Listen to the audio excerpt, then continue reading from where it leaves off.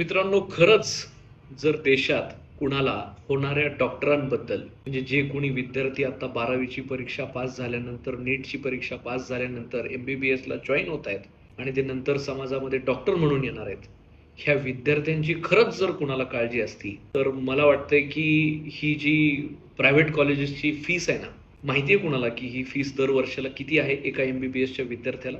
म्हणजे तो मेरिटनी जरी तिथे लागला, ज्याला गव्हर्नमेंट सीट नाही मिळाली, त्याला तिथे 25 ते 30 लाख रुपये वर्षाची फीस आहे. ज्याला परवडेल हे शिक्षण त्याच्यासाठीच आहे. हे जे कोण लोक आजकाल आंदोलन करतायत, सगळं पॉलिटिक्स करतायत, हे दिसतंय की कशाच्या नावाने कोण कशाची पोळी भाजतंय आणि काय करतंय. खरंच विद्यार्थ्यांची एवढी काळजी आहे तुम्हाला?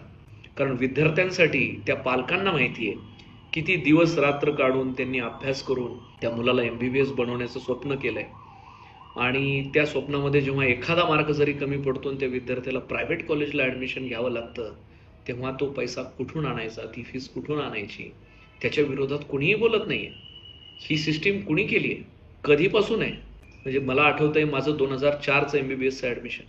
2004ला MBBSला ॲडमिट झाल्यानंतर 2006ला सडनली फीस तिप्पट वाढवली. म्हणजे आता किडन्या विकून पण फीस भरणं शक्य नाही, हे जेव्हा कळालं तेव्हा आम्ही रस्त्यावर आंदोलन केलं, पाय जाळून घेतला, जेलमध्ये गेलो, पण हॉस्पिटलला प्रायव्हेट मेडिकल कॉलेजला मनमानी करू दिली नाही.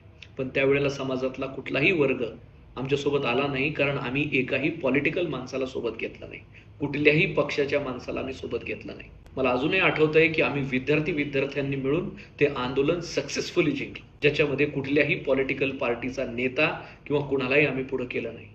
पण आज जे काही चित्र दिसतंय, विद्यार्थ्यांच्या नावाने त्यांच्या भावनांची खेळणं चाललंय. जे काही टीव्हीवर, मीडियावर, सोशल मीडियावर दृश्य दिसत आहेत, खरंच हास्यास्पद आहे. आणि इथून पुढच्या पिढीने खरंच डॉक्टर व्हावं का, ह्याचाही परत एकदा विचार केला पाहिजे. थँक्यू.